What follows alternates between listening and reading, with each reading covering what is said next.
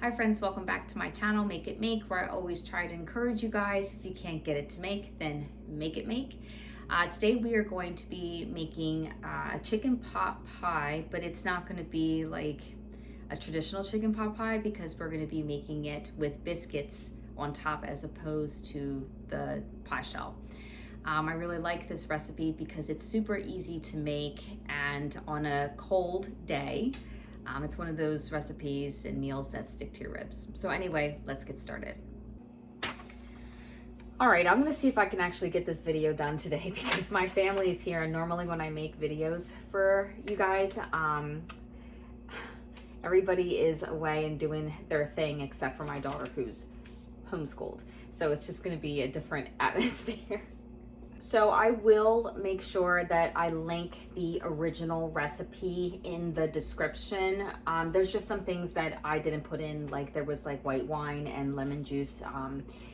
It's just a little bit too fancy for me. I'm just kind of working with what I have, and everybody liked it, so if not, why not just stick with it? So, but I'll make sure that you guys have the original recipe. So how I'm gonna start off is I have a stock pot here, a medium-sized stock pot, which by the way, thank you from City Stead Kitchen for sending this to me. I really appreciate it because now I have 3 working pots to work with, and this one is right in the middle, so thank you very much. And if you don't know who she is, check her out on her channel because she's pretty awesome. Okay, so getting back to what we need here, I'm gonna start off with about 4 tablespoons of butter. Now, this recipe does not call for onions, but I really like onions in this, so I'm going to add probably about a cup of diced onions. And I like to cook these until they are a little bit like brown and very translucent.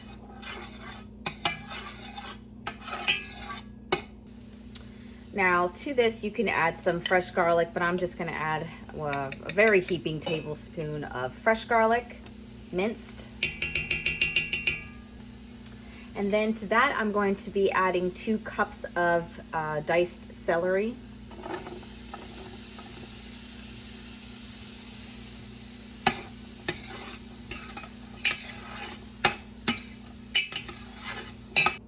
Now this recipe calls for 4 cups of shredded chicken, and I have a quart of my canned chicken that I'm going to be using, which that's about how much is in a quart. Maybe a little bit more, but it's about 4 cups. The other thing is it also calls for 1.5 cups of chicken broth. So I am going to be using what's in here and measure it out, and whatever I don't have in here, if I don't have a 1.5 cups in here, then I'm going to be taking the rest of my chicken broth and go ahead and put it in the pot as well. All right, so now we have our canned chicken, and I'm just gonna open that up and then just measure out to see if we can get 1.5 cups of chicken broth. Okay, so 1 cup from our chicken.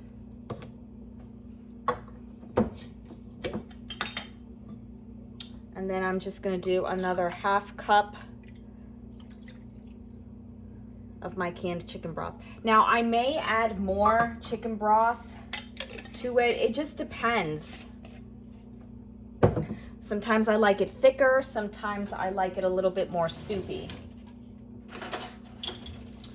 Now we're gonna add our shredded chicken, and I just kind of shred it as it comes out.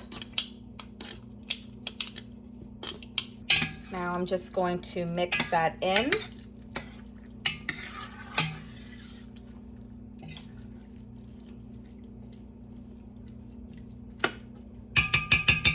So the recipe calls for 4 carrot stalks. I always overdo it with cooked carrots. I think you could never have enough carrots. So for me, I put in 2 pints of my canned carrots, and I drain them and put them in the soup. So I have my carrots drained, and I'm just gonna add that.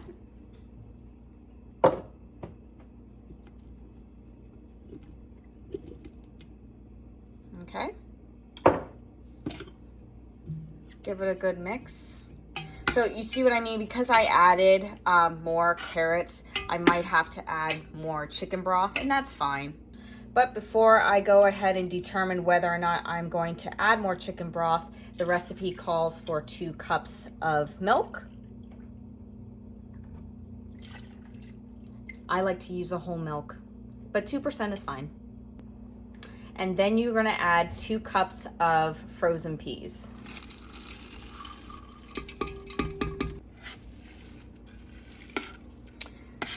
Okay, so just from looking at this, I think I'm gonna add a little bit more of my chicken broth. Just because this is going to be really chunky, so I'm just gonna add just a little bit more. There we go. I think you guys will understand how to make this. See, just added it a little bit more just because I added the carrots, a lot more carrots. All right, and then this part here, you are just the maker. I kind of add some salt, pepper,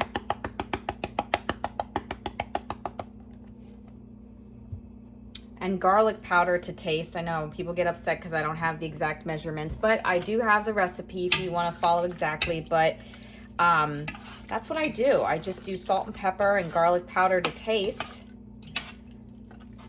And I cook this on a medium heat.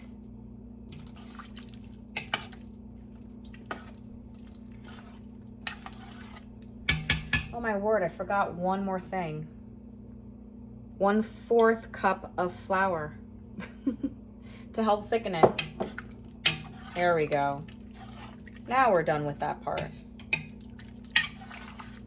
This is actually so good. I love this. So now we're gonna keep it on a medium heat. Let this thicken, let this cook, and let's get to our biscuits.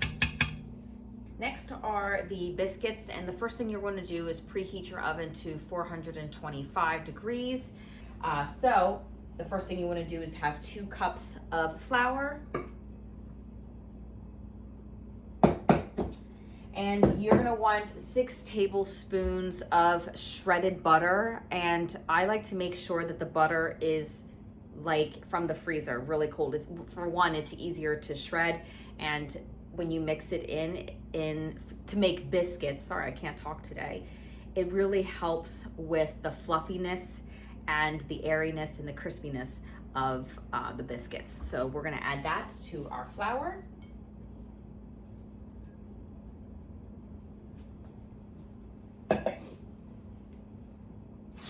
One tablespoon of baking powder. Yes, baking powder. 1 tablespoon of that. And then 3/4 cups of milk.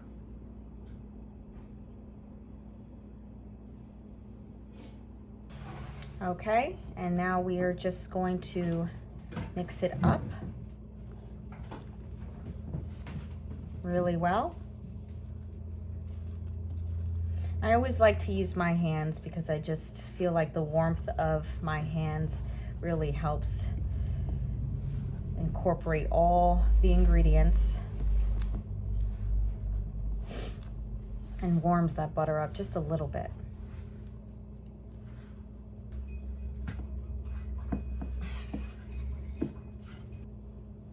Now for this biscuit recipe, I don't like to handle the dough too much, so I will probably knead it by like folding it over maybe 3 times, if that. I really want those biscuit layers to be nice, crispy, and fluffy. Maybe do it one more time.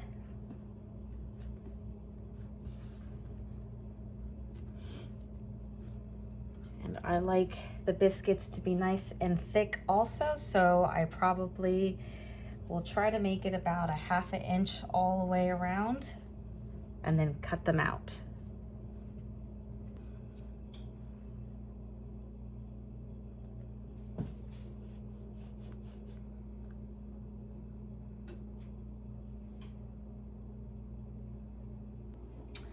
All right, so now I have my biscuits all cut up, and I'm gonna pop them in the oven again at 425 degrees for about 10 to 12 minutes. I would keep an eye on them just in case. Make sure that they're nice and golden brown.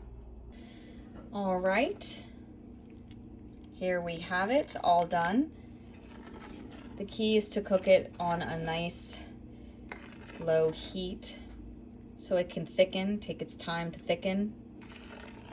We have our biscuits. Now I'm just gonna take a serving of this,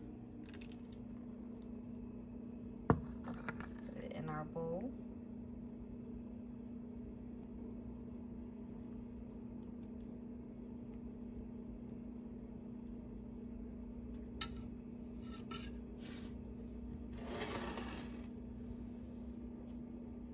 And then put a biscuit right on top. All right, so you can eat your chicken pot pie like this with a biscuit on top. I personally like to separate it and just eat it like that. You could pop it in the oven with the biscuits not cooked and do it that way, but I just find that it absorbs so much of the soup. So I like to make it like this. But anyway, this is super, super tasty. It definitely is a comfort food for sure. I hope that you guys really like it. And as always, take care and God bless.